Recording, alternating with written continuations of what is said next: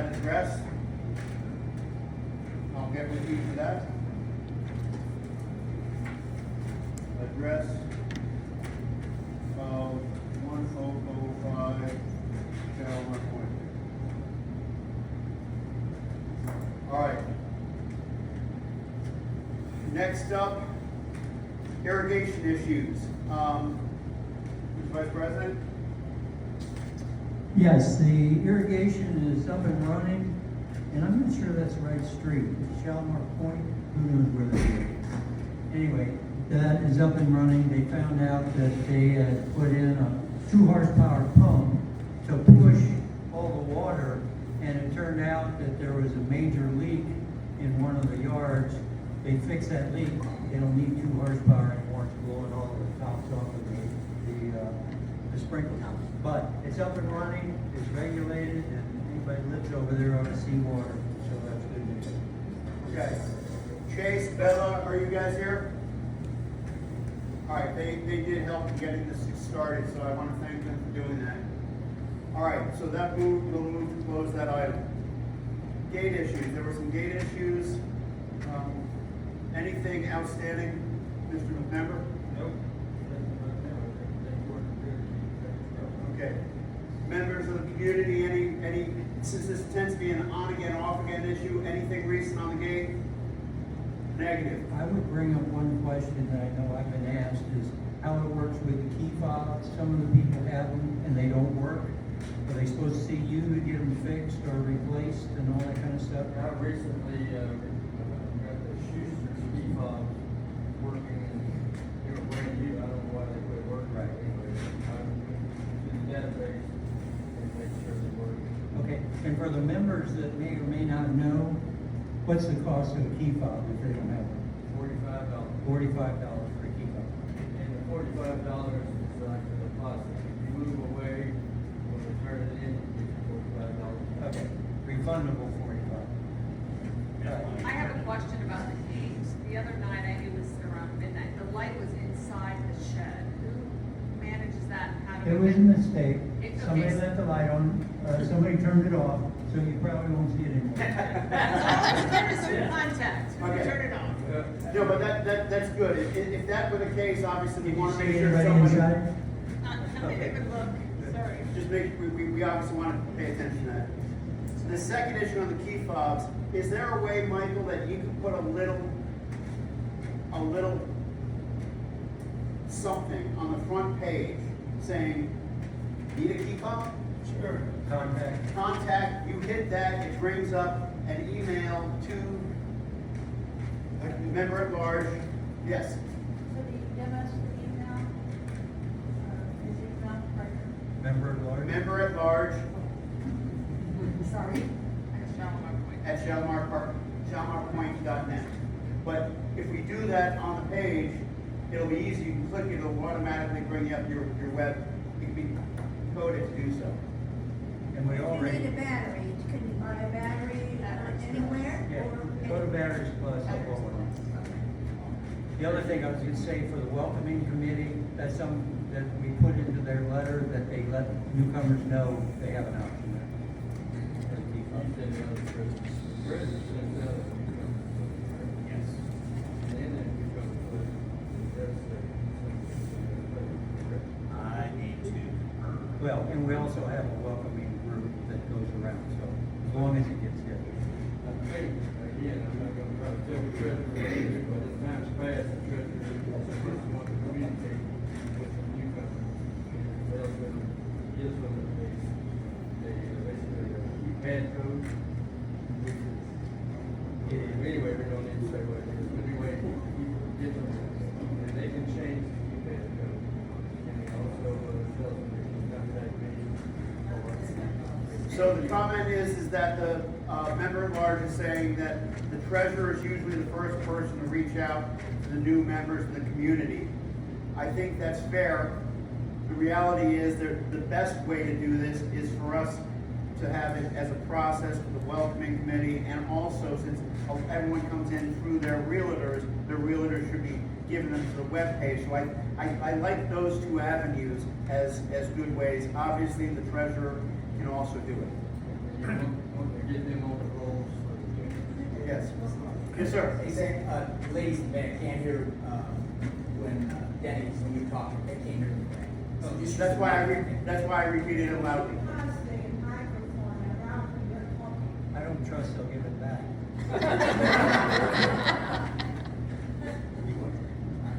Okay, so the gate is, yes, sir.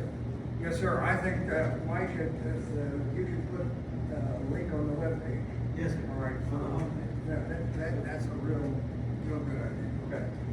So, then we'll close the gate issues for now. Next up, 2910 Shalimar Lane, yard maintenance, etc.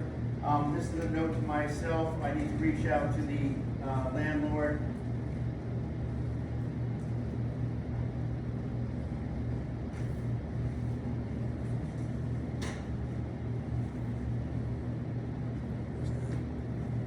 All right, that'll stay on as old business. Beneficial ownership information report. Do we have progress on this? I have it, let me get it to you. Are we in compliance?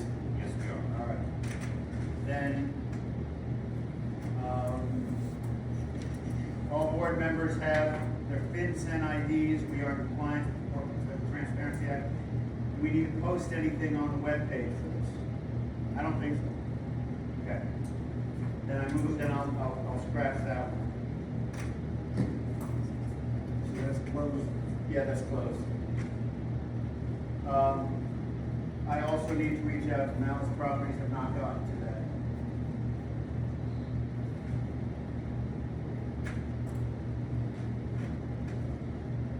Mark Kuntz, Mr. President, Mr. Kuntz, the sinkhole, can you address the sinkhole? I'm vice president. I'm sorry, Mr. But I Vice President. appreciate the approach. Yes, what we did is went down and dug, is it working? Hello, there we go. Yeah. We went down and dug down the hole. There was insinuation that there was some leaking under the culvert pipe there. We ended up digging it down. We found nothing that was eroding the dirt there, so we filled it up with asphalt and then put the dirt back on top so the grass will grow. So we'll monitor that and see how it goes. So if anybody lives on 993 or 995 and they have a problem, let us know. Are we good with that right now, Mark? Let's do a wait and see here. We'll revisit it. If we see degradation again, we'll bring it up again, but thank you for the effort. I'm gonna nominate you to keep an eye on it. Second that. Okay. Very good. Thank you, Mark. Thank you. All right, let's close that item for now. All right, next up, Mr. Douglas, the 2024 financial report is absent from the website. This is an issue we need to address. Have we got to complete it? Have the stuff for review. I have the documents for review and 2024 report to review. Okay. This item needs a certain review audit process. In the past, Bill, who were the people who did the audit before? Treasurer found a few willing volunteers. Okay, Minimum two. willing volunteers. Are those willing volunteers willing to do so again, or are you unaware of that? I have to check on Okay. I would like, I think it'd be fair that you ask them if they've done it before, otherwise I can seek other people. it. Do we have any willing volunteers is probably the better question. How much time does it take? How much time do you want to put into it? No. It's for you. How long does it take to do the process? It takes as long as, people, what they do is they'll take the records from the entire 2024. The two people that come in, Don has to be there, the treasurer has to be there, there has to be one other person from the board, and then typically you'll have two people from the Community. the audience of the community. And what they can do is they can go in, pick any month, and typically the treasurer will sort of walk them through just to show them what's in each packet. And then what you can do is go through any month. It's normally good to maybe see the beginning and the end, so you got those start points and finish points. Mhm. But go in and look at any month, you look at all the documentation, the expenditures, where the money went, and make sure it's all accounted for. So it can be done, if you know what you're doing, it's 30 minutes max. If it's your first time, it's 45 to an hour, if you're doing it right and you know what you're looking for. This is sounding like you're a volunteer. I've been doing it enough, and I'll be glad to. Danny, would you help us with Thank this you, one Dan. time? I'll be glad to help. Good. You get us the training wheels, we'll do it next year, all right? Do I have a second volunteer? Both raise your hands. How many people? Okay. It's two. Danny will be the board member, he would be two non-board members. Okay. And he's not a board member. That is not a board member. You're right.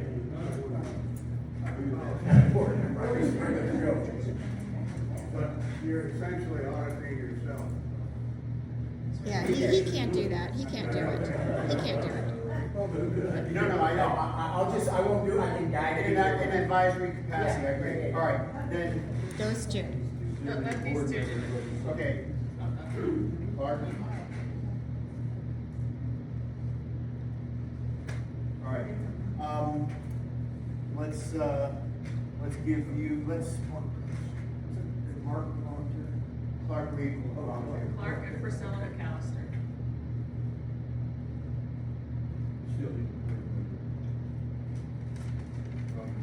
Okay? Well, I can do it. It's me and one other. Got a pointer? Not true. All right, Mr. Vice President, thank you. I lost. You lost. All right, let's have a return on that by next month, so then let's plan, to get together. Or do that? You call a meeting? All right. Next up, the Bluehost domain for ShalomarPoint.net. We did renew it last month, correct? All right, so that's closed as well.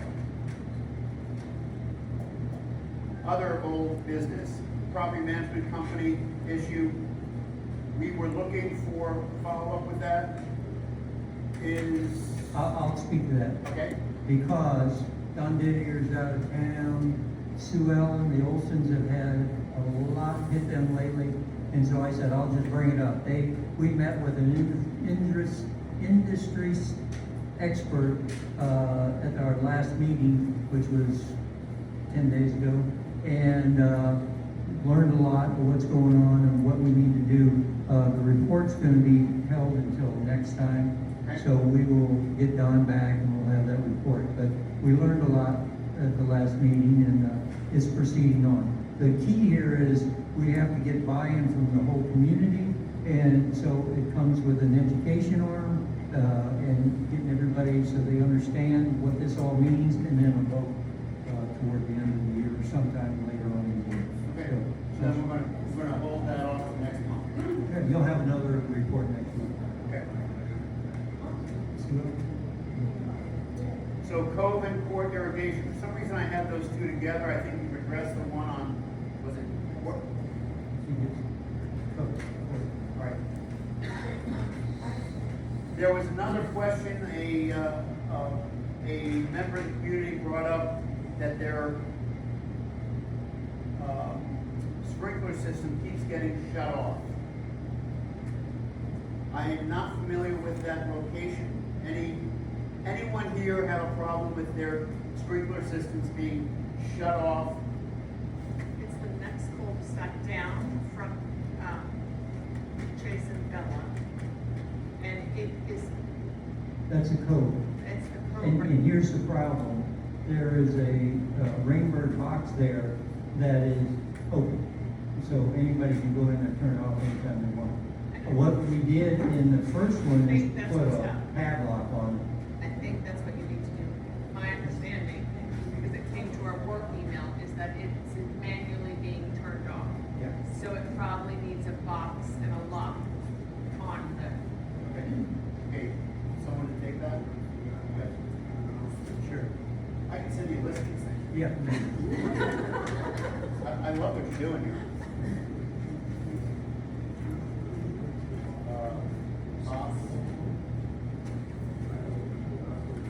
And I think that's on Shelburne Code. Yeah. Rainbird.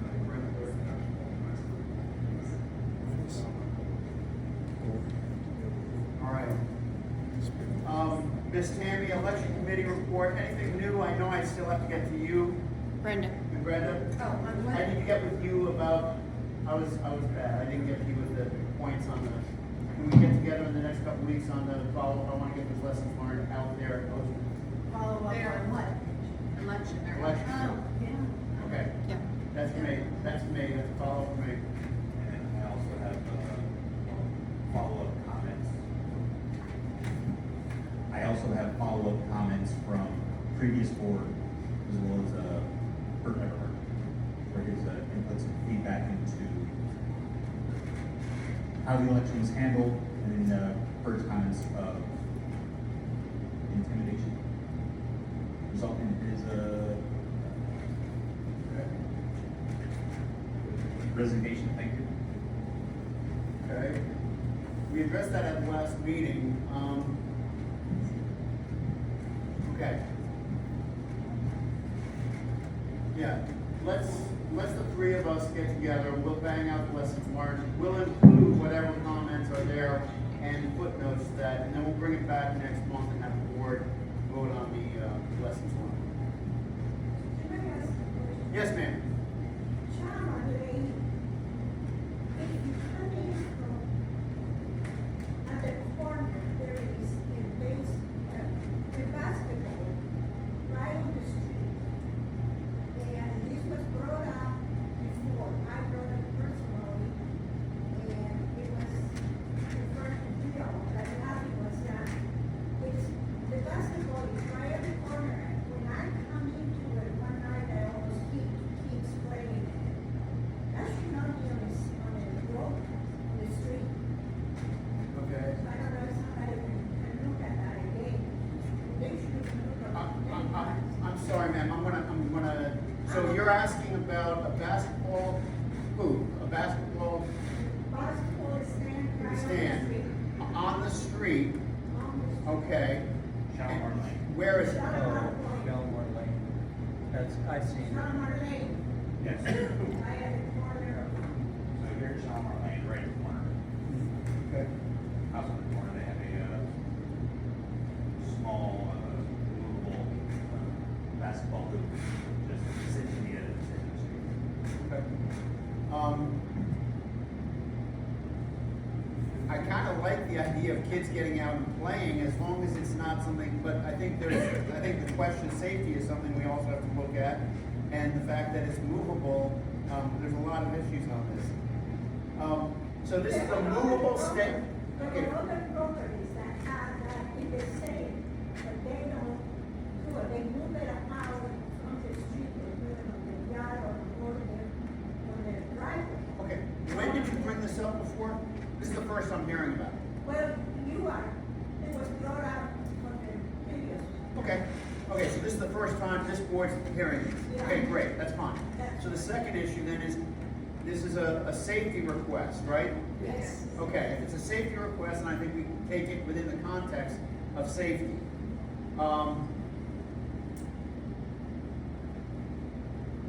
Do you know the owners of the property?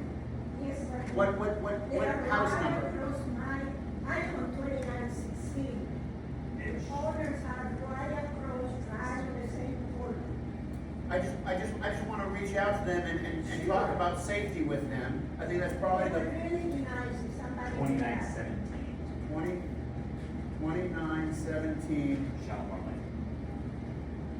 Shalimar Lane. Basketball.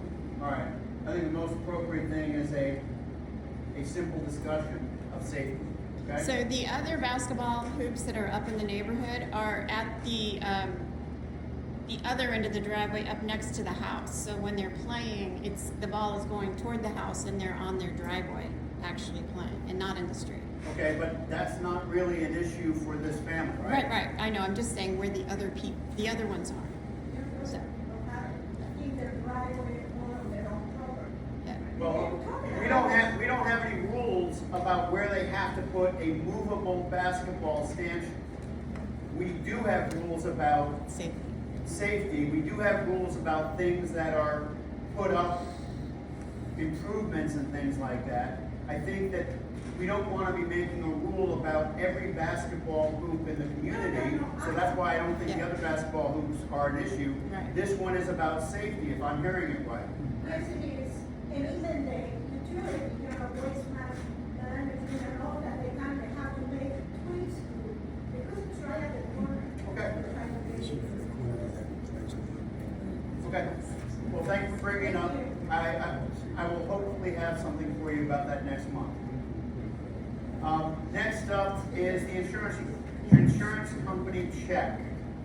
I have a copy of the check. I will personally reach out and try to address this, and I'll get back to this, this board about this next week. This is about an invoice that's still being received about, something that's already been paid.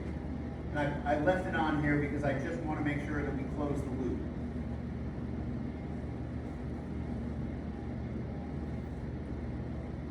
So that's open. That's still open, correct?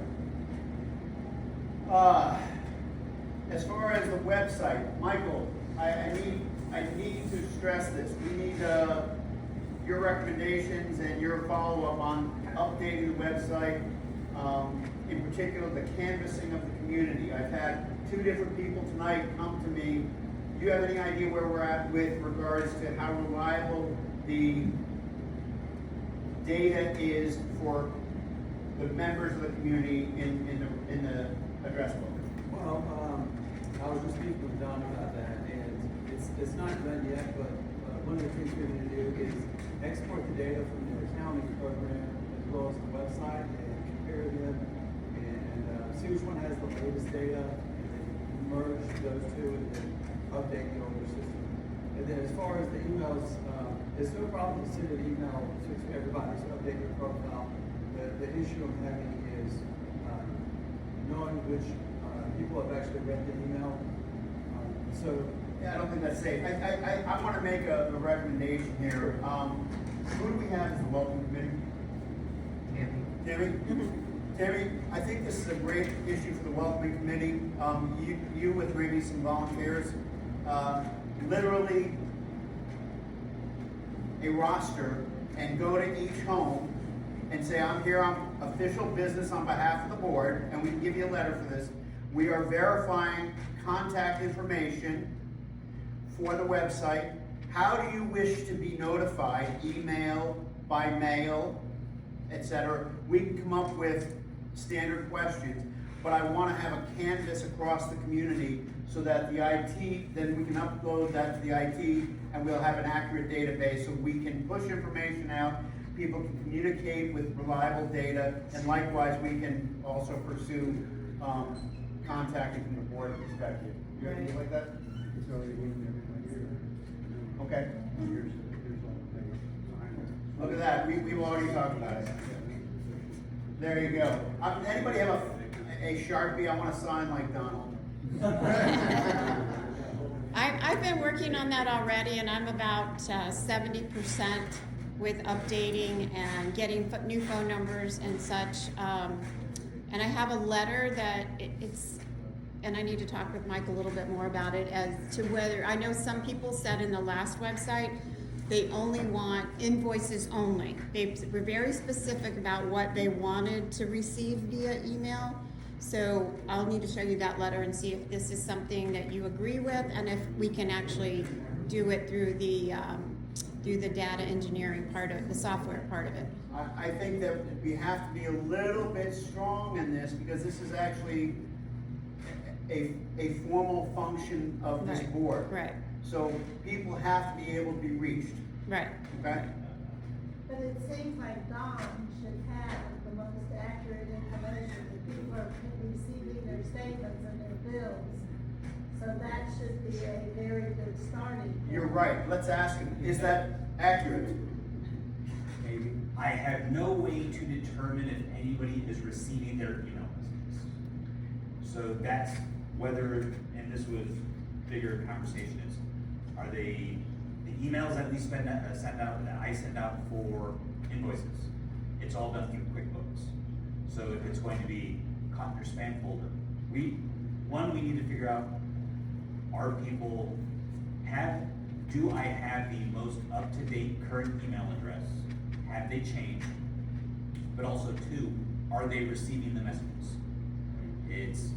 I have sent out messages to everybody that I have email addresses for, but when it's done through QuickBooks or when it's done through the website, we do not get the messages back that says this is an invalid email. Hey, Don, what I handed over to you was the most accurate email. Oh, no, oops. At that time, that was the most accurate. Oh, agreed. Because that, the treasurer's the keeper of that. But I will say, even when we went to Live Oak, I emailed Mr. Denny Evans to an email that was on the website, and it was an incorrect. Right, the website, the treasurer doesn't keep the website, the treasurer keeps, the website may not be the same as what the treasurer I has. understand that, and that's my understand point. that, You know, can't, I mean, But he's got the accurate. No, that's not true. Within a month, it changes. And you're former military, you know how good an alpha roster is. I want the roster to be accurate, and the person who is in the best place to do so is a combination of the money guy and the information guy, S1 and S4. And so I think between the two of them and an annual canvas, that's the best that we can do. It's gotta be a process. Sure, whatever you want to try. I hear what you're saying. I believe that he's got the best accurate information right now. Right, and it's never, trust me, it's never 100% right, because people don't update it. No, correct. What it was the most accurate, and then the thing is, what you could do is send out a burst email. Send out a burst email, get the responses back to your most accurate. I've done, But the burst email comes through the IT section. through the website, and the problem is, I don't know who got it. So the Well, only, and that's what you visit. But if they respond. If they respond, they're good, if they don't, but One thing we can see is the profile update time. So when it was last updated, so if you were to send an email to everybody, and then, you know, we could wait a week or two and see whose profile wasn't updated. And that would narrow it down a good bit probably. So I agree with you, Donnie and Connie. I agree, this is the best information we've got. I wanna do better. I want to process and I want it to do better, okay? And before we started this meeting, I had a question here from the treasurer about outstanding dues, and I won't step on his feet, I'll let him talk about it, but I will say that the dues is where the roster is critical, so. All right, the website, the committees, we're making progress on the committees, are we, Yeah, you wanna hear all the committees? well, I'll let you discuss it. And financial reports, we've now, got the month's financial report, we will post that this month. Any further issues on that? Okay, so we can close that one. All right. New business, the committee appointment letters, we just signed the committee appointment letters for the Welcoming welcoming committee, committee. and you have two more, the appeals committee, which is, Don is Riverside, Rick Horn, and Elizabeth Beers, and Tammy's on that one as well.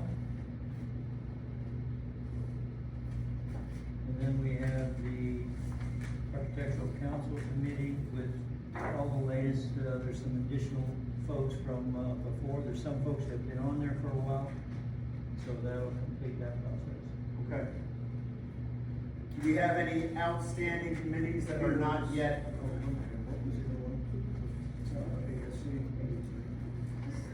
Do we have any other committees that are not yet?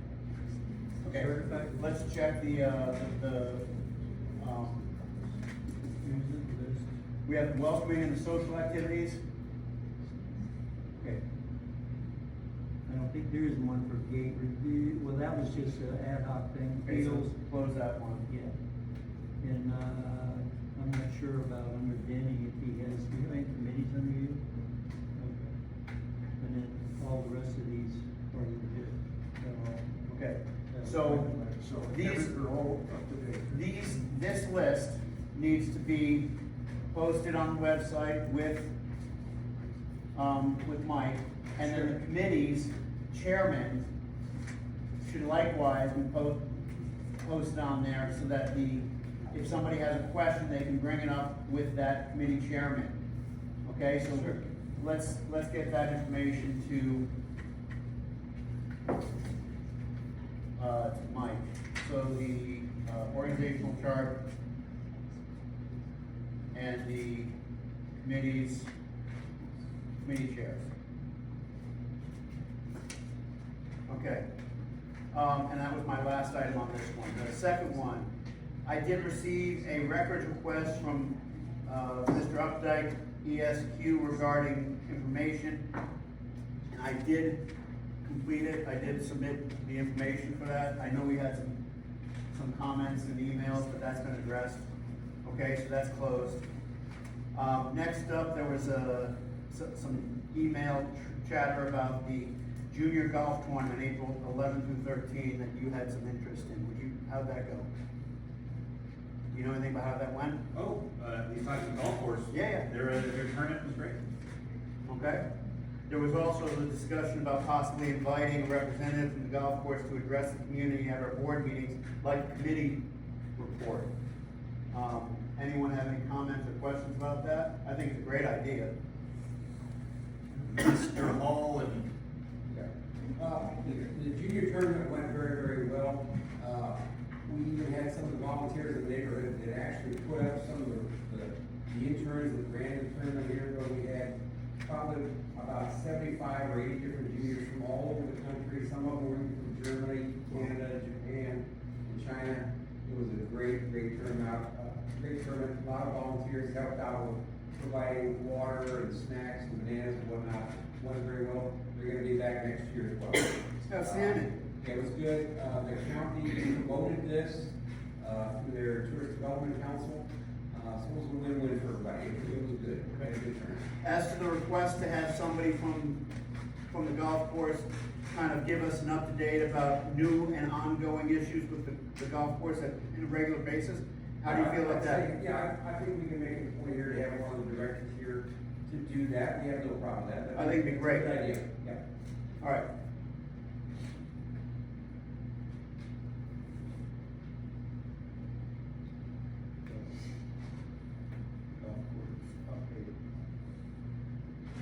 do you have somebody that you can direct me to, that I can, either one, talk about it more with, set something more formal up with, or who would be the best person to speak to it about? Me, Okay.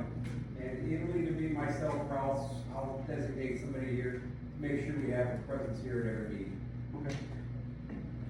It's a great opportunity, if you can think about it, to forward me, say, for example, this golf course, this tournament.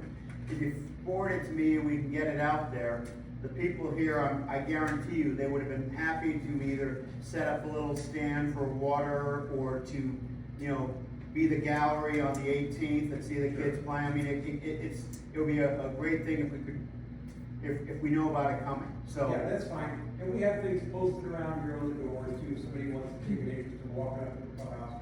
We've got a Emerald Coast Pro-Am coming up here June 4th, where some of the local pros, matter of fact, a bunch of regional pros here, that will be here for a 2-day tournament. Matter of fact, this is where Bubba Watson got his start. He played on the Emerald Coast Tour here. June 4th, if you want to play as an amateur, there's an entry fee, but you will be teamed with professional and 3 other amateurs. It's a great exposure here. If you want to come out and play some golf on a very challenging course, we would welcome that. What are the dates for that tournament? June 4th, I think. I think they're on the door here if you look. Yeah. But your point Hey, is Mike, okay. another thing, upcoming events. Sure. That'd be great if we can get that on there. I know a lot of people have been sending me emails saying, I don't read the website enough. The more engaging, the more interactive we make it, the better chance that's another place people see it. Yeah, and I'd like to invite, we've got a very active junior golf program here with the first team. We do a lot of work with underprivileged kids here that don't have the resources to go buy golf equipment. So check with the pro shop here, and if you've got small children here that would like to spend some time up here, we can certainly be glad to take them in. We'll get you the details for that.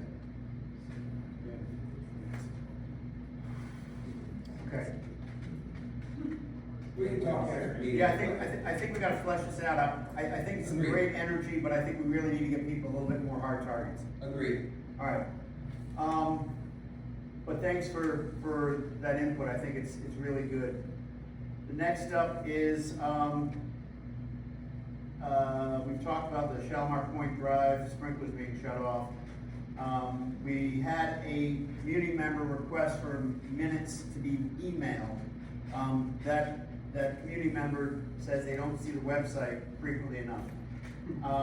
That being said, that's not part of our required notification process. Our required notification process is that they are available and that people are notified that they are available. Can I address that? Yeah. I did respond to that, and I sent that individual, the PDF file. Are you comfortable doing that on a case-by-case basis? Actually, yes, and I'm asking for your direction about perhaps, what I have done is send a blast email saying that the minutes are available, and they're posted, on the website. But I could just as easily include a copy, a PDF file of the minutes with the blast email. What's the root issue? What's that? Is there a root issue that we need to address? Well, I mean, obviously, we want the community members to be able to know what's going on. This is their community, so I think it's nice for them to get the minutes. I think part of this is a communication problem when the emails are landing on non-functioning email addresses. Maybe it's a com instead of a net, maybe it's a misspelling of a name, maybe it's mom's email instead of the daughter or the son who's living in the house. Now, there's a lot of reasons why the email address is not viable, which comes back to my desire to canvass the community and make sure that because if we're blasting an email, we're sending it with the idea that we're penetrating the community, and the reality is we may be getting 60 or 70 or 80%, but not getting into other people. Somebody went out of their way to email this time asking specifically for a copy. I think. Can you put a link in his email that takes you to our website to look at Yeah, but that's a lot more complicated. You know, that requires a lot more of the person receiving the email than just clicking on a PDF file and there it is. I think case by case sounds like, it's on the site and case by case. I think the best way, number one, it's on the website. It's not particularly hard, but you do have to click one button to get to the minutes. It's not really hard to have on the front page a link that is to the latest minutes, and that means on a monthly basis that is updated. That's an easy thing to do, right, Mike? Sure. Okay. Can I make a suggestion? Until we know that we have a accurate member list, an email list, let me just attach a PDF when I send out the blast email.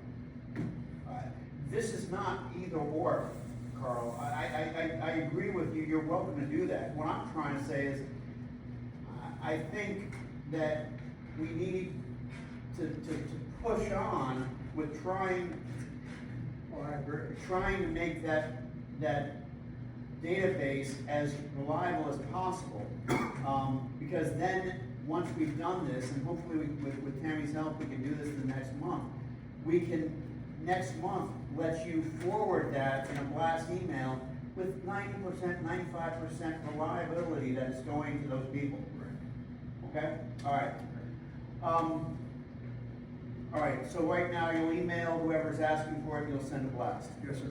All right, so let's keep that open item for next month. We can create a mailing list for people who specifically want to receive an email or, something to that effect. Right, but that would come to communication preferences, which is part of what Tammy's doing, and unfortunately, I'm not sure if those questions were asked right. In fact, I think that's part of the reason why maybe you and me and Tammy should get together to make sure that those right questions are being asked. All All right. Meeting minutes, email. All right. So, here's the organizational chart that I was referring to. We'll try and get that up on the website. Email work chart.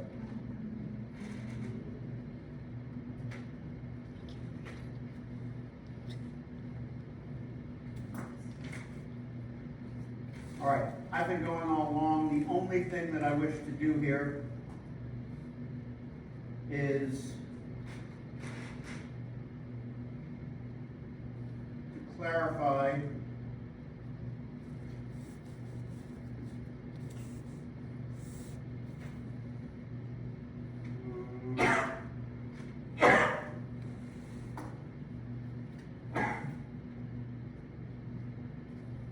there was a question about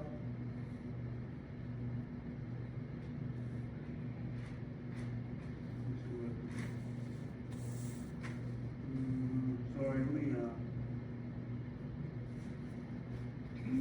All right, this is what I felt I discussed last month, and I'll read it out loud. I held a meeting between two of our community members to try to address an issue that had to do with a improvement of building project that was being done in the community. I wished to try to mediate a difference of opinion, and I spelled out what was done. In way of summary, I pointed out that one of the members of the community had complied with the requirements to request approval based on the architectural standards and the practices of the past Architectural Standards Committee.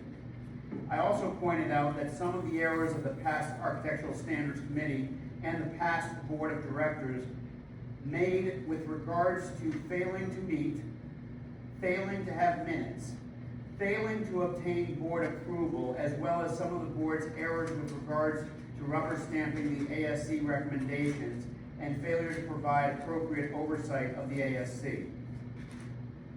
I pointed out that the past ASC chair employed a process of emailing requests without having formal meetings and without having specific details about who contributed to the review process because there were no formal meetings. I pointed out that the ASC was required to meet and that the meetings must be open to the community and publicly advertised. I also described that a telephone discussion I held with former President Mr. Douglas, who admitted that the board had rubber stamped some approvals from the ASC and that he was not aware that the ASC must forward requests for new building projects to the board for approval, and that when I queried him about the project, he said, quote, "We screwed up." Next, we traveled over to the property and we tried to visualize the concept of the property as envisioned in the request dated December 2024. In particular, we discussed the potential of a compromise offered by the individual requesting the build to move a planned ramp from the back of the property or back of the elevated backyard to the entertainment deck, a plan which would place the ramp on the side of his neighbor's property with the hope that this would give enough relief away from the other property that the retaining wall would not have the effect of being overbearing on the neighbor's property. I demonstrated with a 9.5-foot rebar that the approximate location of the back left corner of the elevated backyard, roughly the location of the top of the planned retaining wall, and it was fairly dramatic. The four individuals, including plus Mr. Lee Batts, who was recently appointed as the chair of the ASC, so 6 of us, did appear to take in the visual effects. Both sides made some preliminary offers to consider with regards to how to try to come together with a possible solution, although at the time, at the end of the meeting, it was clear that neither of the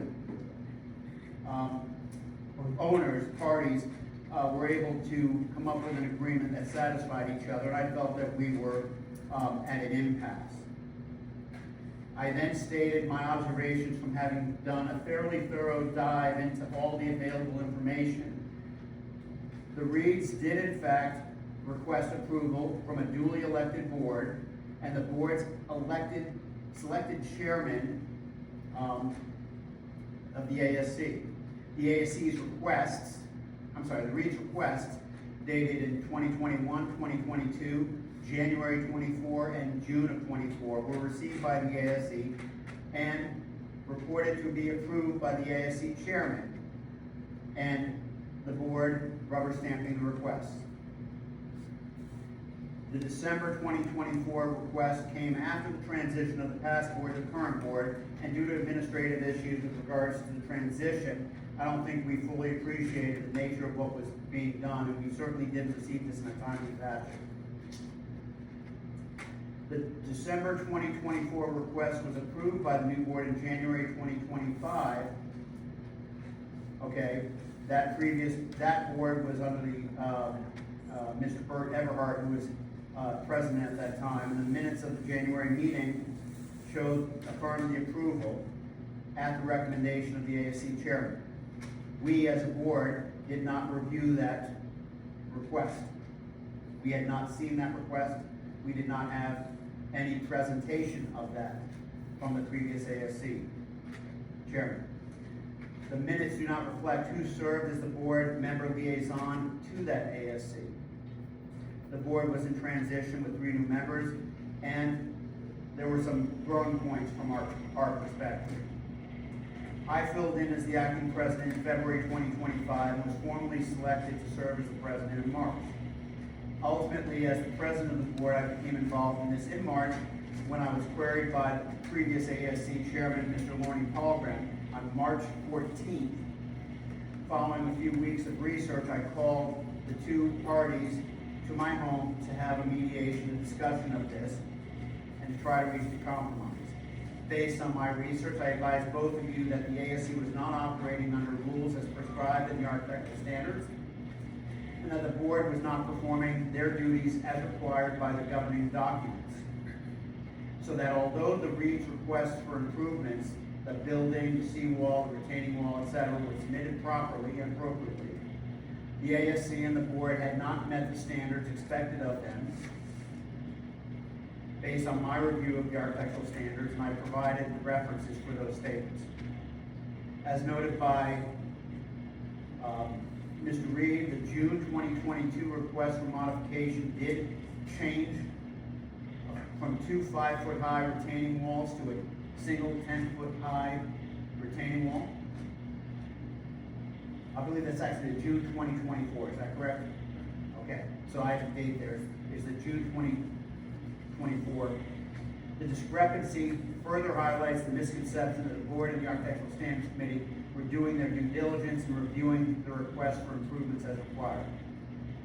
After we traveled to the property, we used tape measure and reviewed the lay of the land.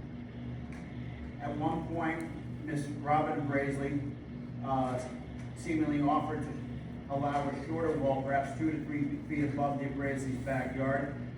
Her husband was not in support of this, and I'm giving these details just to show that we did have a back and forth discussion.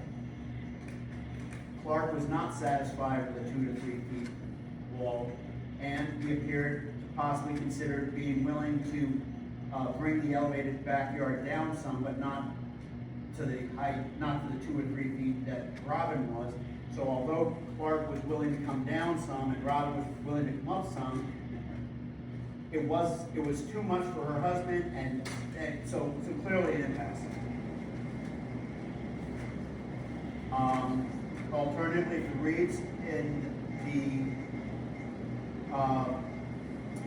are of the mind that they have the approval of the board and elect to proceed to build, then based on the information that I had at the time, I did not feel that we could step in and overrule the previous board. I did not agree with what was done, but I did not see precedent or documentation that said that we had the ability to change what the previous board did. I also advised both parties that if they couldn't work this out, that they may need to consider legal counsel. All right. Clark, is that a fair rendition of what you remember? Is that a fair rendition? Okay. So the minutes can reasonably reflect that. Okay? And with that, I will send to you a copy of this, because I don't want any question about what I said or didn't say. You want to copy the minutes? No, if you wish to summarize it, in the highlight that you sent to me where things were crossed out, I don't have the recording and I'm not going to go back and question. But I know the intent of what I was saying, and I want to stay on message. Okay, so you now have a copy, I sent it to you. All right. That is all that this president wishes to discuss this evening. Mr. Vice. Thank you. Let me start by saying, on a happy note, and I'm sad to say Don Didier isn't here tonight, but I will tell you, he did a fabulous job. He and his team did a fabulous job on the Easter egg hunt thing they held here at the clubhouse. And it was nice that the clubhouse opened that forum. They had face painting at Easter egg hunting for little kids. I enjoyed it thoroughly. And so they had food, candy, and everything for the kids. They did a wonderful job, and that social committee needs a round of applause for what they did. Put those claps in your nose. The other thing I'd like to point out, we're going to talk about beautification here in a little bit, and there's 12 different sections in Shalimar Point, things I never wanted to know, but there's 12 different areas, and all but one of them needed some work. And that one that didn't need any work is beyond repair. We'll get there. But some of you may or may not notice that we've been working on cleaning up. The pine straw is going to be, the pine straw guys coming back this week, I say next week, and he'll fill in the gaps that we have there. And then what we hope to do is talk about beautifying some of those areas, and Brenda will talk about that a little bit. But we want to make sure that we keep the places up to speed and looking as good as we can. And I think the front gate is looking 100% better than it did. And so that's a lot of work that's been going on in a while.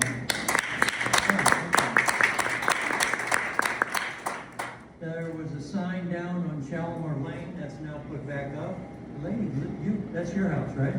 Yeah. Okay, you noticed the sign's back. Okay, we put the sign back up. We'll talk about some of the committees in a little while, but I did want to point out that there's two things we want to talk about, we want to throw out. And I brought it up to you briefly in a discussion, the quarterly newsletter, and see where we are with that. And the other thing is the House of the Quarter. There's some people think we don't need House of the Quarter anymore, and it'd be nice to know what the community thinks, if we still need House of the Quarter or not. But makes you feel like you're on base if you have that. But for those of you who've never been on base, you don't know what we're talking about. Thoughts? Would you just, everyone here know about the newsletter? Have you received it? Have you read it? Does it? I don't think it's been coming out. There hasn't been. So, there you go. When was the last time? A long time? It should have been April, it's quarterly. Quarterly. Okay. Okay. So there was a newsletter. The question is, do we want to get, was that valuable? Is it worth it? Or do we just have a welcoming letter that we use through the treasurer and through the welcoming committee for all new people? Couple ways to go. I mean, clearly it takes some work. It takes being plugged into the community. On the other hand, it creates a sense of community. I mean, if somebody has that passion to do it, I think it has value.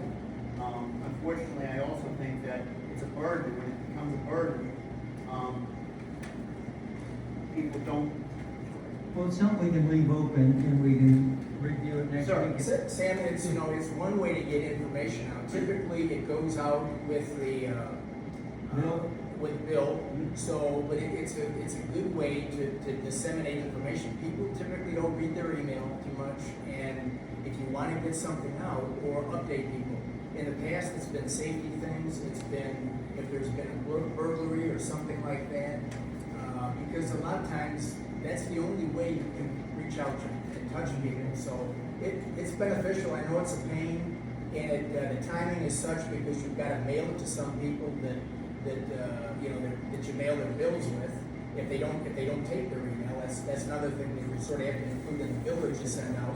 But it's a good way to get information out to people. Just a thought. Okay, so in a hard mailing, that's a certain amount of cost. Well, that goes out. That only goes out with the bills that Don had to send out. Now, if that's changing, then that changes. But It normally goes people out that via didn't. email.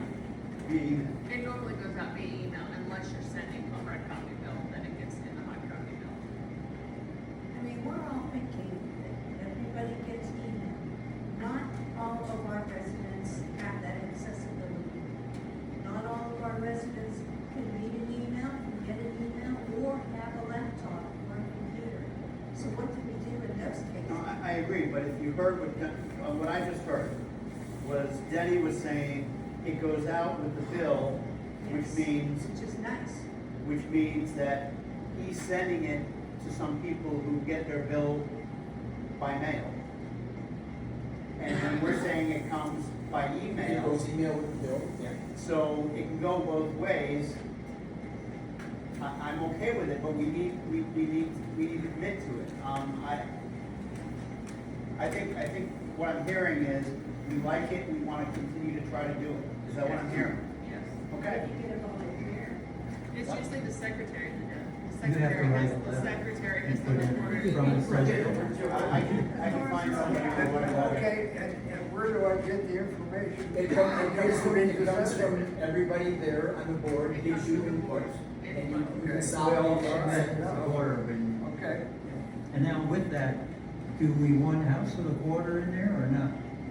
Otherwise, you don't have a picture. I will say, just remember, the House reporter may be subject to the vice president coming to inspect it. Absolutely. So if you have a boat in your backyard, be careful. Or the front. Especially the front. All right, Okay, I'm not so hearing we'll about continue, that. we'll continue this, the secretary will take ownership of it for preparing it, but we will, we'll look for a volunteer to help put it together, Carl. Okay. Okay? And as far as House reporter, I'm going to volunteer our welcoming committee, who's walking around. It's actually a beautification. Oh, I'm sorry, there you go, beautification. Yeah, we have beautification committee. So the beautification commission. But they have to ensure that what they're recommending meets all the legal requirements and they're not submitting something that's illegal. So we're gonna continue that, let's try to continue that, we'll revisit it after next quarter. Okay. So. So the go live date, there will be at the end of the June meeting. In July, we'll send that out for the board. Okay? Cool. And we should have a house reporter by then. Is there a sign for the house? Yes. Yes. Where is that? Christina Watson's house. Okay. Let's She's leave- House of the Board let's- permanently until we Let's find- leave it there until July. Cool. All right. Or not to sell it in the yard sale. Okay, I don't have anything else except we're gonna get in a couple of committees, we'll talk about legal and all that. We can do it now, or we can wait till we get down to committees. Let's go to Your choice. committees. Okay. Well, you gotta go to treasury next. Mr. Treasurer. I don't know, looks like you got it off the side. Quick snapshot of treasurer report for April. Big things of second quarter dues coming in. Nothing out of the normal. Highlights for the money market and CDs and just general statements. If you had questions or more in-depth information that you'd like to see, I have more information up front, and this kind of highlights what is being reviewed during the audit. And I would say, there were some people that were concerned when this is being videoed, you don't want all your information out, but this is all the community's information, it's your money. And so it's a way of saying, hey, here's what came in, here's what we expensed, here's what we're doing with our reserves and how much we have. So you get a snapshot. It's a 40,000-foot view, if you will. So that's what we're I will point out that a few years ago, at one of these meetings, I asked for this to be done. And I was told, no, this was not our information, it was the board's information. That left a pretty bitter taste in my mouth. So one of the things I wanted to do was be able to do this for you, so you can see it.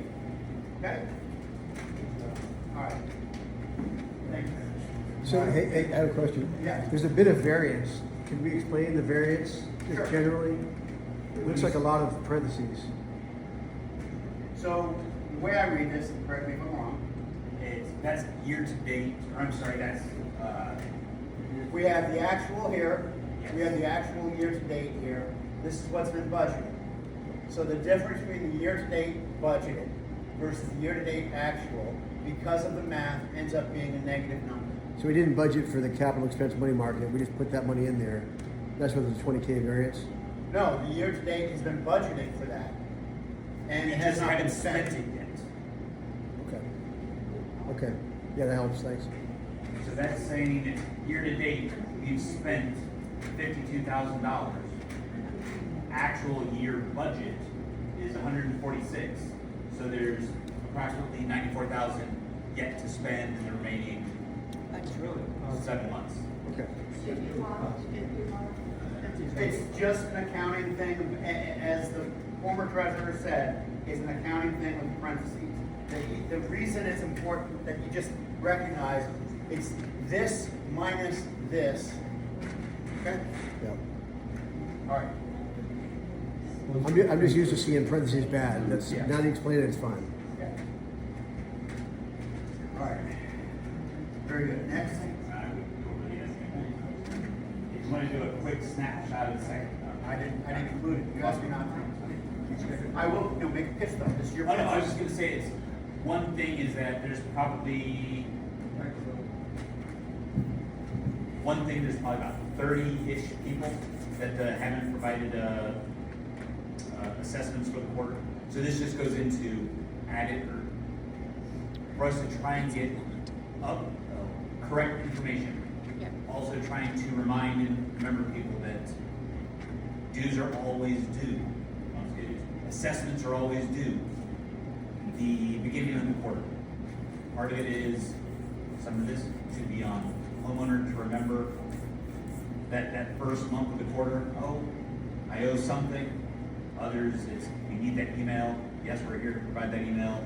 If we need to post something on the guard check, or is the reminder. I think we're open to suggestions. How do we remind people to actually do it? I will say that this is a discipline. I think it's, if you think you haven't paid, please pay. If you're not sure, you can come on up and speak to the treasurer. He will let you know what your status is. And we will try to close up on that. Okay, we comes down to phone calls too, right? Okay. Mr. Secretary. I wanna thank everyone that has communicated with me, via email, and I do appreciate your input. And, please feel free to do so. You could do that at secretary@shallowmorepoint.net, or you can just send it to shallowmorepoint.net. If you do that, it goes to everybody on the board.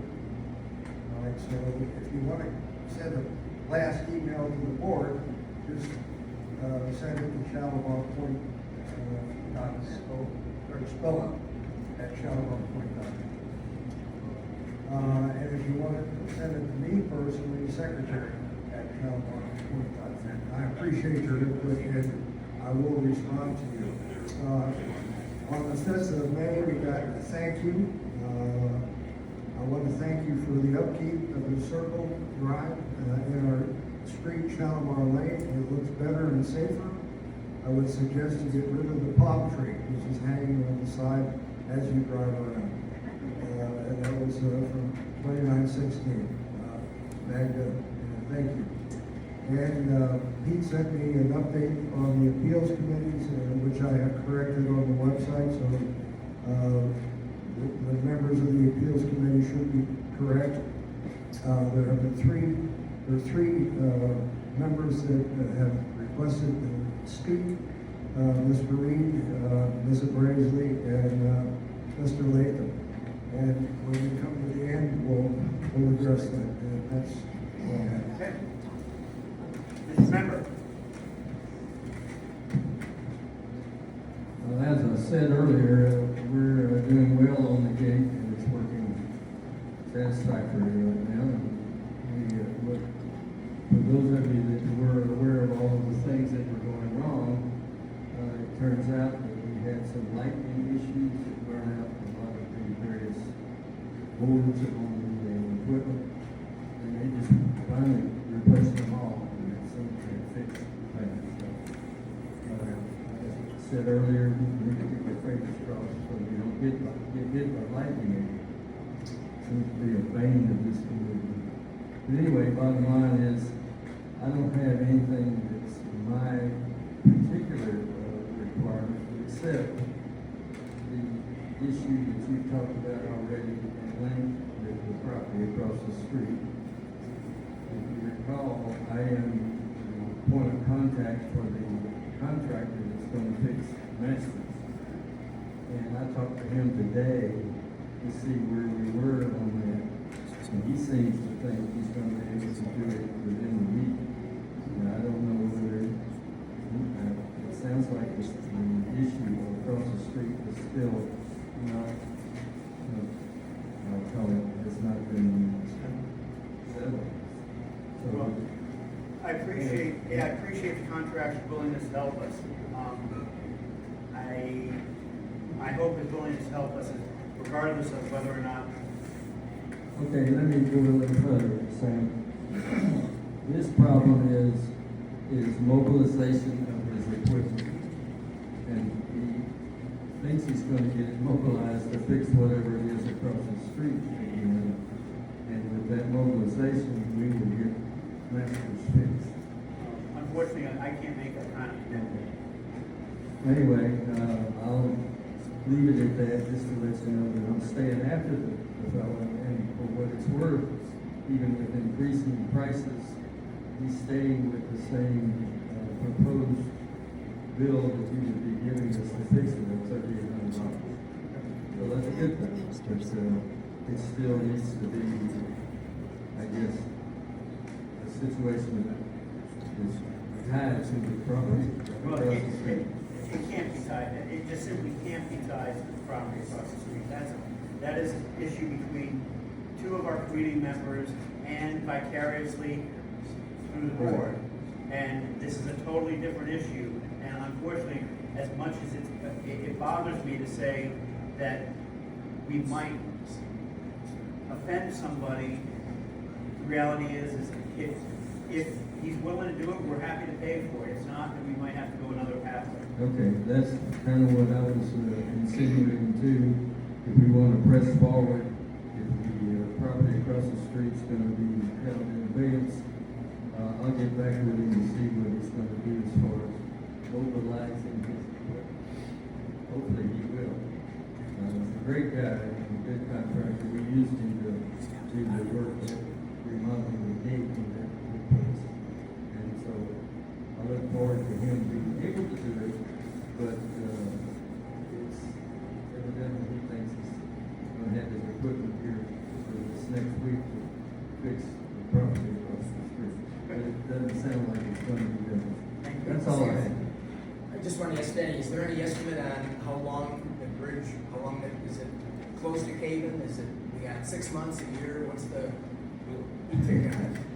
Again, that's an issue that I can't speak to as an engineer, but from the standpoint of, we were afraid in July of last year that if we got a major hurricane with a lot of water, and of course we had a lot within the last week, if you recall, and there's been other time frames when we've had water, and it hasn't washed out, and all I can say is it's is subject to erosion if it's not fixed, and basically the contractor's willing to fix it, but right now it's been an issue of him getting the equipment there to do it. And how long we have, and that's I mean, if you wait too long in that cave, it's gonna cost us more. right, absolutely. If it's a big cave, we're talking mega thousands of dollars, as opposed to 3,800. Anyway, bottom line is, I just wanted to report where we are on that, and I was hoping that it would be your cost that you want to heard tonight as to him being able to bring this stuff out. I'll talk to him again and we'll see what he can do there. And just for, insurance, or assurance, why don't you get with, Pete and just show him where this is and what the plans are for repairing it are, so that we can at least investigate alternative options if we get to that point. Before we go that route, since we've got, Bill here, Bill, your next door neighbor is an engineer, right? And he is working with this contractor. So that engineer, next door neighbor to Bill, is hand in glove with the contractor that's gonna be doing this work. I kind of think he's got something to do with the properties across the street as well. I Anyway, understand, bottom line is- we either have to divest those two and deal with them independently, or we have to move in another direction, so we have another option, but because we can't tie two things together where two of our members in this community are at odds. Sure, and I'm not trying to say that, I'm just saying if we wanted to have information like for Pete to go look at something, any evidence can point at it and say it's like a cow looking at a new cage.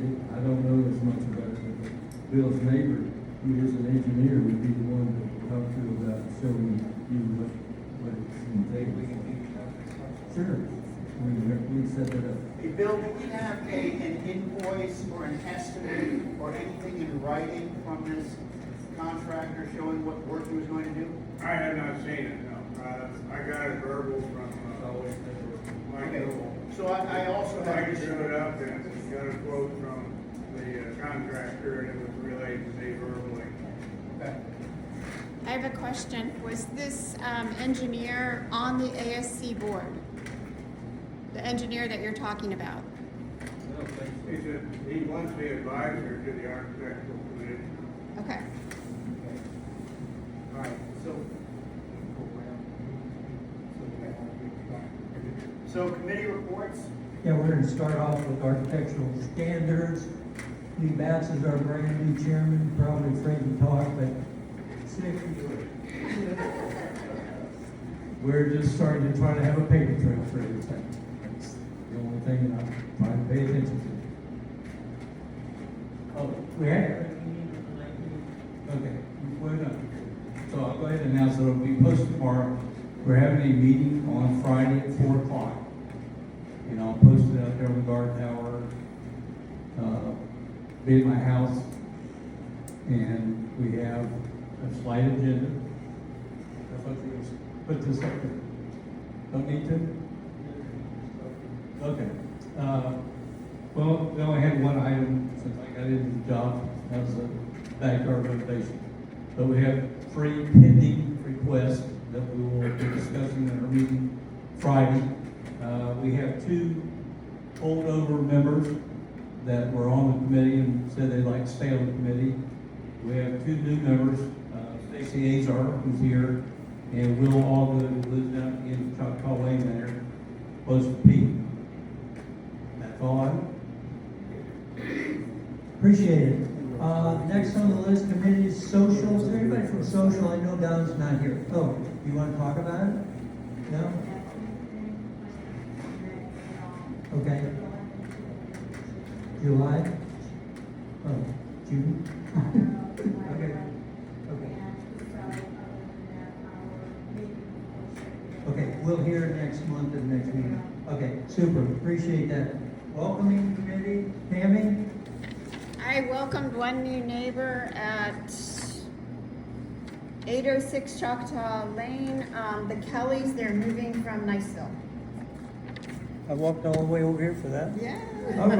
I could have saved you for that. We had an issue on the gate power. I know that falls under Don, but that's solved. So I think you're done. You feel good Nick, what about was the that? address? 809. 806 Choctaw Lane. Appeals, we've got the appeals committee, which hasn't met yet. We know Rick Horn, Elizabeth Beers, and Tammy's on that. So they haven't done anything yet. We'll keep an eye on that. Beautification, Brenda?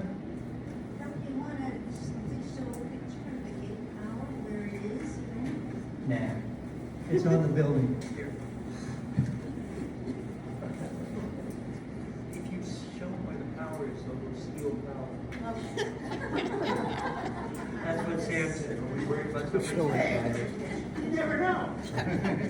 Yeah, I mean, that's not gonna steal power. I just wanted to tell you that we had decided initially to put the TV in an enclosure, Put the microphone for in an you. enclosure, and we were gonna have it right there in the front. We have decided to put it on the back as you enter in, because you won't be able to open the gate. If you're sitting there trying to read the TV of all the things that are happening in the community. So we have put power on the back, and we have other power for the Christmas tree lighting and other things on the back also as you come in. So that's where it's gonna be. And the back The is, front. well, The front. the front. Oh, okay. Back It's where really behind it. not the front of the gatehouse, but it's the front where you come in, the first part that you see, right there. Thank you. So your plan is to put, what you're It's there, suggesting is as put you can see. a monitor up there so people can see. Yes, a monitor. It'd be up here facing the road, so as you're driving up, you'll be able to see it.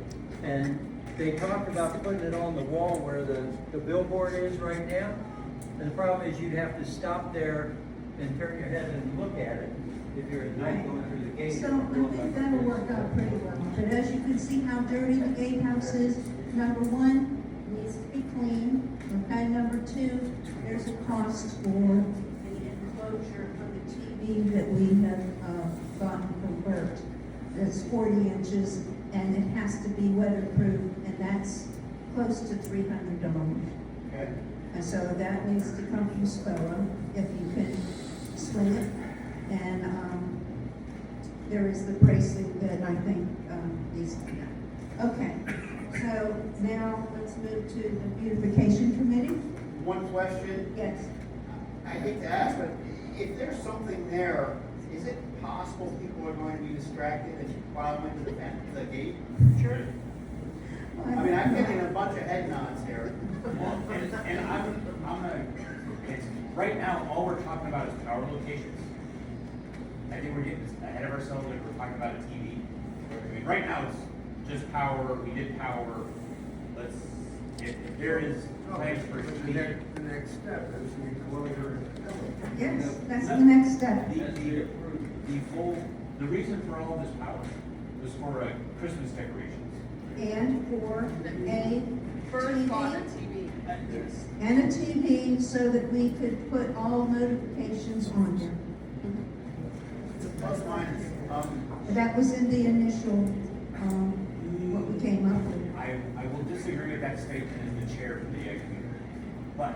But you it's never only- contacted us or anything, so we don't, I disagree with you, so there. All right, agree to disagree, but at the same time, we have power. The statement of work was for power. Yes, Not and we have for power TV. now. And so our next step is to approve a case for the TV and move on have you with. met as a group? No, we have never met as a group because there's You wanna only stay? myself and Dawn on the committee. And I have not heard from Dawn. You sound like Donald Trump. I've been listening to him too much on this. Do you still want to participate in this? You want to hand this off to another member? Let's hand it off to another member. All right, I think that's fair, because being called out. Let another volunteer to head this up. All right, Carl, can you guys get together let's try to, by next month, because you had a beautiful presentation, you had what you wanted to do. I appreciate what you're trying to do, we need to move forward on this, okay? Yeah, it doesn't make any difference to me if we don't go further than that. Okay, here's the next slide for you. Okay, the next slide is gonna be the beautification committee, which, is that what you wanna discuss next? All right, Pete already went, you all have already seen how nice the area looks with all the dead trees that we've been trying to get removed for 1 year. So, It looks good. it does, it can look better though, and I have a proposal. So we would like to propose a plan for all the common properties and would like homeowners to voluntarily adopt a common property to landscape and maintain their section. Following this slide, I have 11 common properties which I will rapidly move through. And the front gate, the SPOA Island, tennis court property, golf course properties are not included in this competition. The rest, here are the properties. First one, the Masters entrance.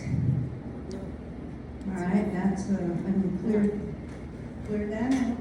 Number two is the next down the road on the Masters, is that island. And you have number three, the other Masters Island, which they both look pretty good, but they could, use a little bit more. Oh, I forgot to mention that in August, we will have a competition that anybody who adopts a property, and they'll get a gift certificate for $250 as a winner. So the next one is Where's that coming from? me. Okay. Go ahead. Because I've been after beautification for years. Okay, and you know that. All right, so, wait a minute. Just for the little island. Okay, 4 is at the end of the Masters. That doesn't look that great down there, but, that really needs some work. Next up, Shalimar Courts. Next stop, Miranda, if I could interrupt for a second. In the planning for the beautification of the island, be aware there are 4 islands that no longer have irrigation. It would be the cul-de-sac on Masters, Shalimar Lane, and the 2 islands in the middle of Shalimar Drive. Those are the easiest ones to fix. What I'm saying. All you have to do is get rock. What I'm saying is, be aware of that when you plan on what to put in. that's right, I need that list again, because I can't remember that. Okay.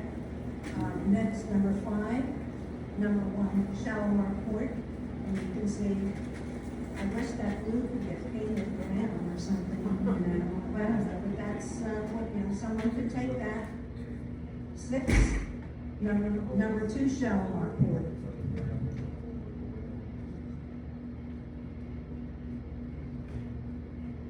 Shalimar Cove, and that also has, this awful white covering over a pump. We have the island, is that the one that has no irrigation? Yeah, that one? Okay.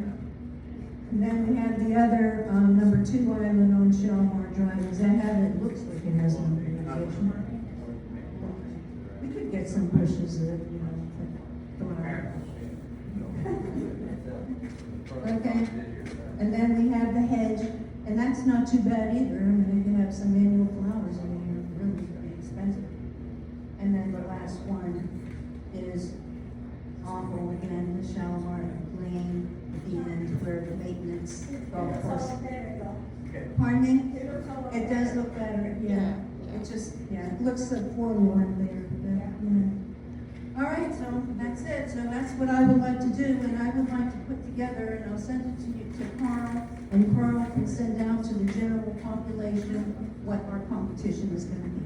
Okay. Okay? Super, thank you, thank you. Good job, good job. Look at that, okay, keep this on track to be done by 9, is that your goal? Legal investigation, just to let you know, Brenda and I were working on that, we've gone through, requirements, sent them out, we've got quotes back. One operation has not returned their quote yet, but, we're ready for a decision on that, and, we'll get with the president when we get done, because that needs to happen very soon. Mike, IT support? Tell them what's going on? Yes, sir,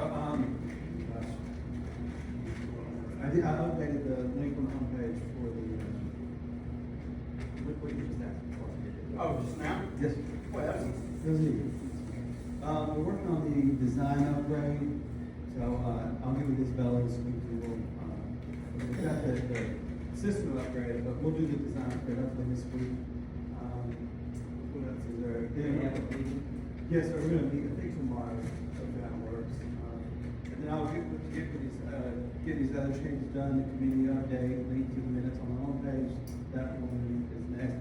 Link to the heat fob is done on the homepage, and, we're gonna compare the county Excel files to the website Excel file and get the most updated with the systems.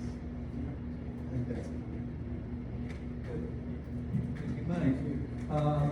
For the property management review, we talked about a little bit earlier. I made mention about that. We did have a meeting. We heard from an industry expert about property management. We had a lot of good questions, dialogue, and we'll have a report next month. Don's out of town, and the Olsons have had a lot on their plate lately, so we're good to go.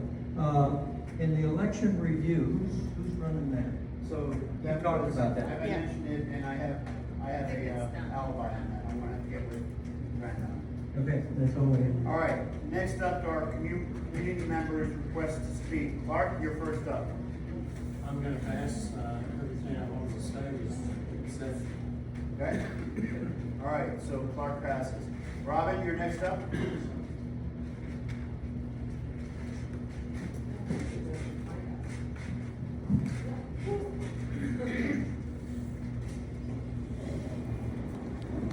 My name is Rhonda Brazeley. My husband Chris and I have lived at 303 Country Club Road for 16 years.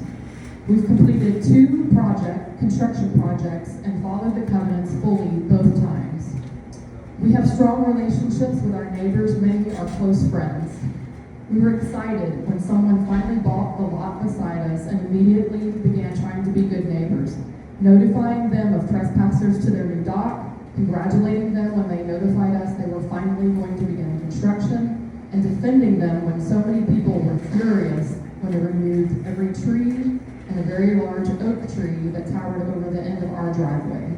However, we soon found that they weren't building the house yet. They were beginning construction of a 10-foot tall concrete retaining wall that spanned the entire width from property line to property line, and then had wings that came up both property lines another 20 feet or so. The former ASC chairman maintains they never approved a wall, only the house plans. According to the former and current board, as he's already said, no variances for any of the submissions, the house with a flat roof, wall, or otherwise, have been granted. The former board and the current board president have admitted proper legal procedure was not followed. And now our neighbors appear to be veering even from the original plan they claim to have approval for. According to the Architectural Standards Article 1, Section 101B, pre-approval by the ASC is required for construction of new structures and the installation of walls.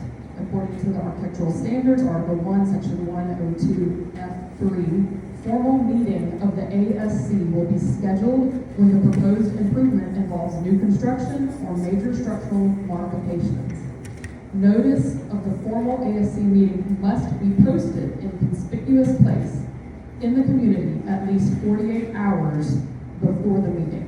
The members of the association have the right to attend and speak at ASC meetings. According to the Architectural Standards, Article 3, Section 3.13, fences and walls within the development are prohibited unless required by code. According to the Architectural Standards, Article 1, Section 101D, in order for the ASC to grant exceptions or variances from the architectural standards, the committee must have approval from the board.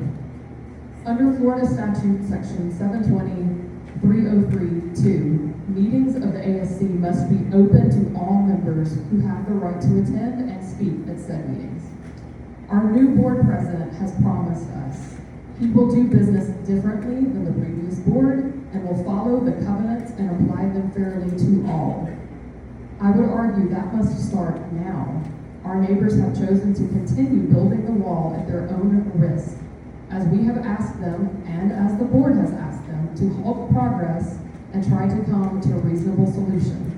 So we had no choice but to file a lawsuit against our neighbors and intend to prove there was never a legal approval for any wall.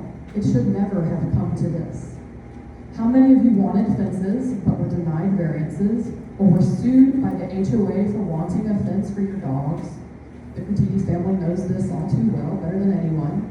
Yet we are allowing a giant wall, which has never been allowed before, to be constructed without intervening. I was told by the previous ASC chairman, this same couple that are now our neighbors put an offer in on the former lot at 835 Choctaw Lane. They then asked the ASC to allow them to build a retaining wall, such as the one they are building beside us now. It was denied. The offer was pulled. The realtor threatened to sue the board. I would argue no variance for such an obtrusive, offensive wall should be given, even if it goes through the correct and legal process. Legally, the HOA boards have an obligation and fiduciary duty to enforce the community covenants and restrictions. They can be held accountable for errors if they breach that duty, even if an approval was mistakenly granted. The board has to correct that error to comply with the governing documents and can force the unapproved structure to be removed now before it goes any further. If they don't, why do we need a board? Anyone can do whatever they want. Thank you. Robin, I appreciate your comments. Can I ask you two questions? Sure. First question, you have stated that you had it from previous ASC chairman that this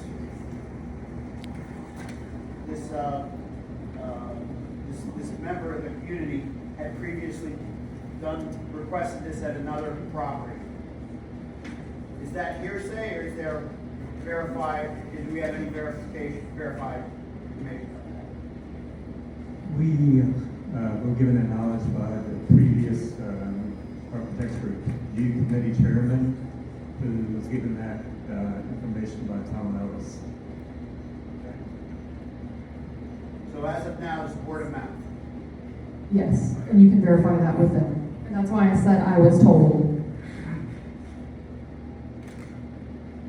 The second issue is you're making a statement that legally we are required as a board to correct the actions of a previous board.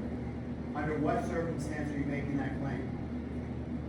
Because that is your duty to uphold the covenants. I think this has been litigated before, and there's legal precedence for this. Previous mistakes by the board has to be corrected and brought forward by community members of the new board. This has been litigated before, and there's legal precedence for this. And I've given you a copy of So such a case. So I have attempted to reach out to attorneys. We have been actively seeking attorneys. It's unfortunate for us as the board that our attorney dropped us as a client with the transition from the previous board to us. So I apologize to all with regards to the delay on this. We are actively seeking attorney assistance for the board. That being said, if your attorney can provide to me the precedent, I would be honored to have that. It will certainly help me in my process as the president of the board and as the board for us in our considerations for that. On the other hand, the ASC chair and I have spoken, and he has a request for a reconsideration that I believe was submitted April 29th. However, what he's built is already beyond, it's one tier, and it's 10 feet tall. It's the modified request he's already built beyond that. Okay. The one problem with the revision, with the compromise, so to speak, it's more than just that wall. I mean, there's a lot of other variances in that compromise, you know, that were not in the original plan. I read at this meeting. That's what happened to approve it. I read at this meeting the layers of errors that had been performed. Okay? I did not go into the details of the requests. Okay, and I appreciate that. If there is legal precedent, I'm happy to pursue reinvestigating this with the ASC. As of now, I don't have legal counsel. I am seeking it, and I don't have any evidence to suggest that what was done before was in bad faith. Just because it was done poorly wasn't mean they were being mean or malicious. That's not where we're at, that's not where we're. I understand. My point is I don't think it's our job to go back and review the previous board's issues unless we are required to do so. And if there's legal precedent, I welcome it. Well, I mean, this board is taking this kind of stuff. We're not doing anything, we're just staying out of it. This board? Yes, No, I mean, no, this basically the board just said that, hey, it was approved by the other board, we're not doing anything. We're just gonna stand back and let things play out. I appreciate But, I mean, what it's gonna come to is I'm gonna draw the board into this. I appreciate what you're saying. I tell you, I've already done more with this than two previous situations where this exact thing happened with other members of the community where the rules were not followed by the ASC and community members were at odds with their neighbors. So I've already raised it to a community level to try to increase transparency. So I disagree with us not doing anything about this. So I appreciate the fact that you feel like we're not representing you. I disagree. I have two people I have to represent, and I'm trying to be fair to both and to the process. And I would argue, just follow the covenants. Just follow the covenants. We're not asking for special Give me treatment. legal precedent, and I am happy to do so. You have your attorney. She's a great attorney. Okay? And I'm gonna jump in and just say, I think you're gonna open a can of worms. Because there have been other gross errors made along the way, and other neighbors have been told by previous board to go seek legal counsel. So I think that. But did they?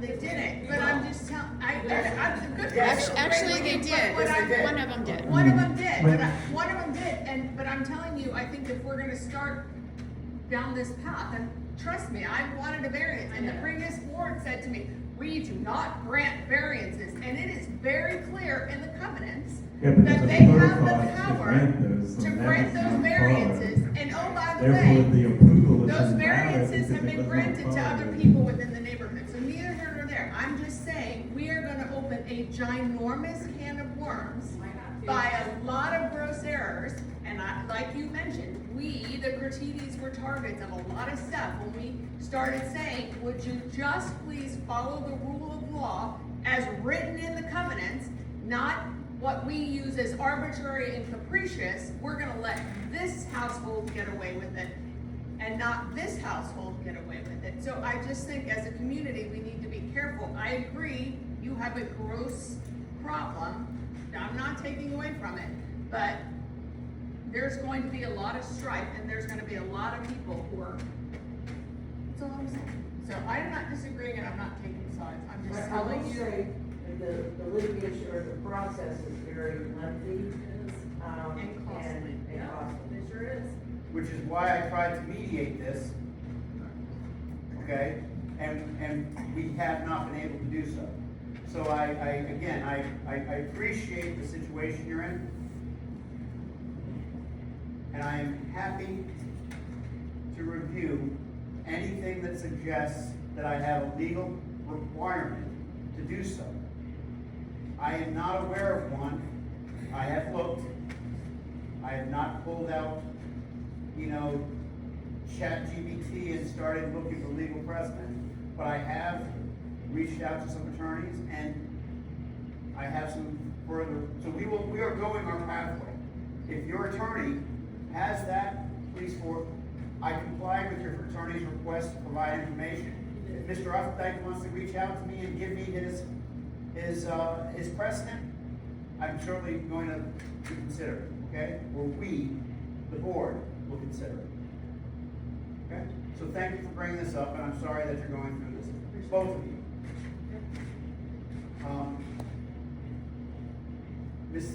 Was it Karen Latham was the one who had to come? Or was it Here's Karen.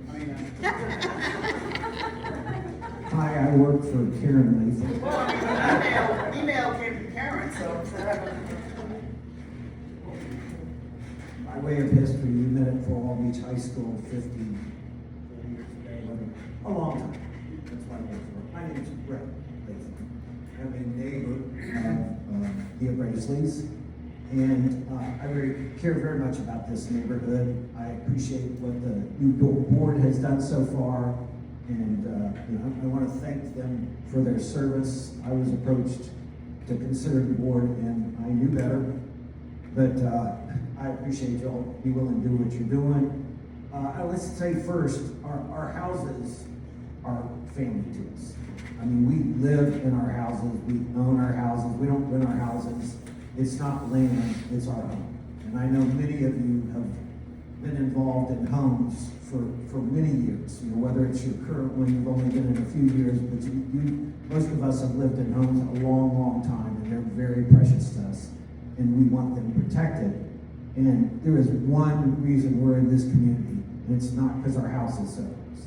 It's because it had a homeowners association, and people couldn't park Winnebagos in their front yard.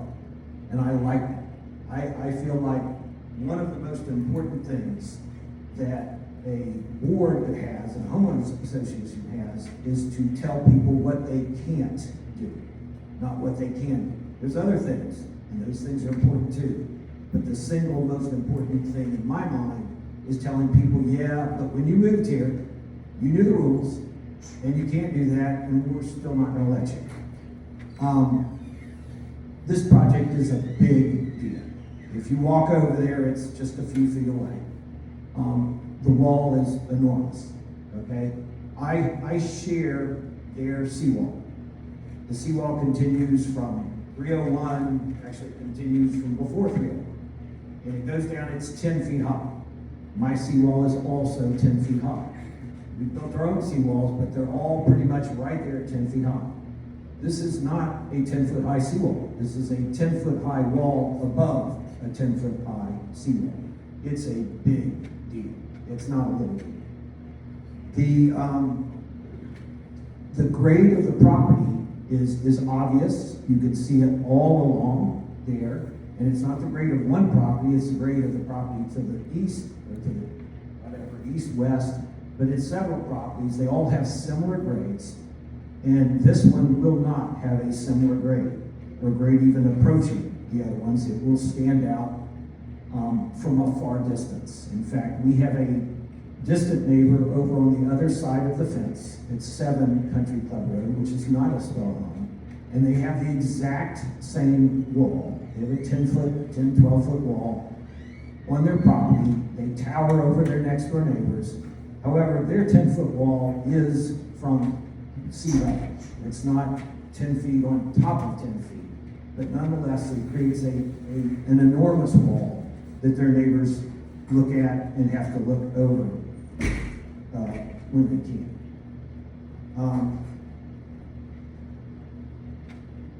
I believe this is a massively significant thing to the value of all of our properties and the ability of your neighbor to affect your property. And that the current board should address it directly and continue to address it. Lastly, I believe that the board should actively protect these homeowners' property and believe that the current board should act to disallow this current approval and notify the parks that they do not have the approval to do this. They just don't. And that the SPOA should support and continue and tell them to not continue to build this wall at this point, because the board does not agree with it being done and they don't approve it. That's all I have to say. All right, that's it. Any alibi or state grounds? All right. As the board, with regards to the last statements by the Braisleys and Craig, they are both requesting that this board intervene in a matter that was deemed previously addressed. It has been my verbalized opinion that that was not a place that we should go without precedent. That is my personal opinion, but this is a board of 5. Lenny, what's your thought? Go ahead and re-look at this and review the process, or look for legal, or wait legal precedent? I think there's grounds to revisit, make a decision. Perhaps more information than you were asking about. Well, that's the course we're going down right now. I've asked the Braisleys to have their attorney give us the legal precedent that she's quoting. And I am asking, and otherwise, I'm asking here, without legal precedent, do we step forward and review the previous ASC's decisions without that legal precedent, without being either recommended or directed to do so by legal counsel? Because right now we don't have legal counsel telling us to do this. I think without that, you'll advise to act immediately without Right, I agree. I think what we could do is have our new chair in the ASC, and there's folks on that ASC been there for years, and have emails and stuff, things that's happened over the course of this unfortunate incident. And I think to me, it'd say, let's investigate and see what can be proven in writing that is, what has been approved in writing, have it all laid out. At the same time, we get our counsel, and then come back, we'll have that information for the lawyer, and he can tell us what to do from there. I can't see where this is a unique situation for this HOA. I'm certain that something similar to this has happened in the past, and there must be a legal precedent as to how it was managed. I'm gonna agree with Pete on these. I have not seen any documentation, but I would like to know what has been approved and what is being installed. If being installed is what's been approved, that's a different conversation than if what is being installed was not approved. Okay. Well, I guess it's decision time. I am going to recommend one of two choices, and we need a majority vote. My recommendation is, one, we stand by and await legal counsel. Or two, we direct the ASC to review the available documents and to query the individuals, Reeds and Horny and such, about what's approved and what evidence of approval there is. And they can try to bring that back to us next month. Now, the only issue here, and it's a big issue, is that in the meantime, we have a wall being built and we have work being done that, as Denny points out, the contractor is proceeding on and expecting to be able to be here and do work on.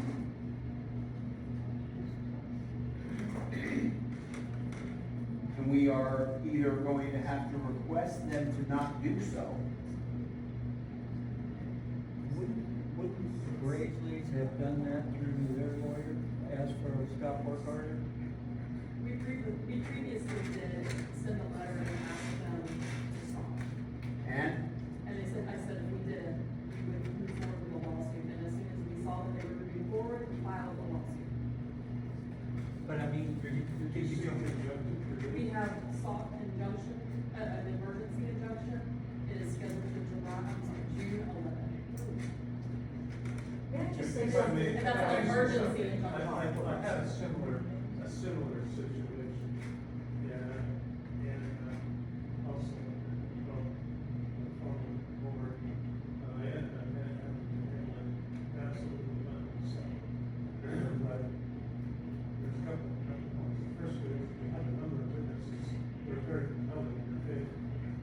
You should, like, maybe not have, federal agent for 35 years. I would suggest that you take a statement from each one of them, very, very detailed, and have them swear. hey, Rick, you're getting to a point where I think we probably need to have you speak a little louder. Well, I have a little bit of a sore throat, I'm sorry.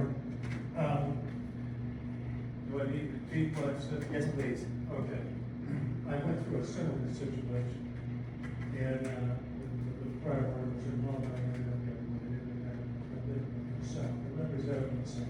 I'm not a lawyer, but, I was a federal agent for 35 years, and I worked very closely with attorneys who are my own advocates and, complaints and all that kind of stuff, which is more than most agents do. In any event, it's important that your witnesses sign a statement as soon as you can possibly prepare them. It'd be nice if you could do this, but if not, the attorney will not. Someone talked to all these witnesses that are in favor. There's a couple of reasons. One of them is because your memories were fading at the time. This could take months to resolve. In my case, it took me literally years. And the other one is because their attitudes changed. Shifting oil and something like that. The other thing they do is, I'm not sure if it's a seawall or if it's not actually a seawall. Oh, okay, but it hasn't had to be permitted in the county. I don't know if it is or not. Well, that's maybe another place to look. And I'll tell you, my experience with the county staff, and I met with some the power brokers there. Politics is very heavy in this county, very, very heavy, and it will sway morality and loyalty. But it's certainly worth a try, and they will probably be willing to write a letter on your behalf if you can get some support. Some of it could come from the HOA. Even if it's kind of a preliminary judgment is, and attach that to your attorney's little papers. And the county, they stand up, they may write a letter, demand or anything. Okay. And it's certainly. I'm sorry, Rick. To do that. Any, Can I just make one comment? sure. My comment was just that, it was like either or, wait for our attorney or do we, get the ASC to get the documentation, but in order to talk to the attorney, you probably need to have all that documentation laid out for the attorney. I have a lot of documentation. I do not have the interviews or emails, okay? I was just thinking their ASC's documentation. I appreciate it. The ASC has everything that I've got. Okay. I've provided to them, and I received this from the previous board. So you already have all that. So without going into greater detail, I guess I will move that we direct the ASC to do a formal review of the process. And can you bring back to us a summary of, based on the architectural standards, what goals were met, what goals were not met, where the standard, just finding the facts. Do you do that, Lee? Okay. Can I ask a question? Sure. Community member, do we send watch and continue to be billed? Well, that's the second issue. Do we ask the board to put a stay? That's the second issue.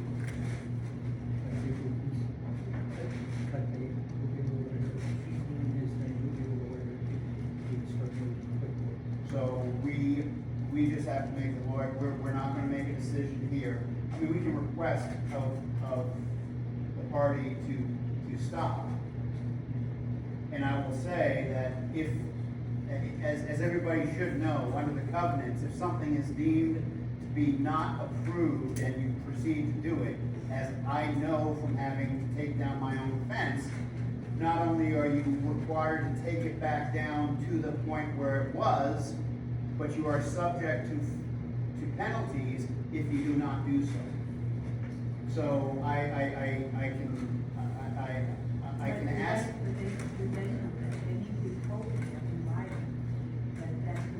Everybody knows what's in the covenants. It is required. I meant the part about that it can be torn down. It's required in the covenants. The covenants provides the documentation to say that. So, I understand, and we're required to write a letter, and I'm happy to do so. My point isn't that. My point is just to raise the awareness that that's where we're going when we start talking about an attorney. And yes, I agree. I think we are still going down the pathway of attorney. All right. Last issue is an alibi I have. I want to thank the vice president for all his hard work and his personal expenses that he has paid for the irrigation system, repairing the sinkhole, the beautification processes, and the sign. He took these on himself. He has a number of employees that work with him that he tasked to do so, and he has not asked for anything from them. I personally think that we should reimburse for those items. Absolutely. Absolutely. So I'm gonna request that we get an invoice from you for the work that was done. At least for the employees that you paid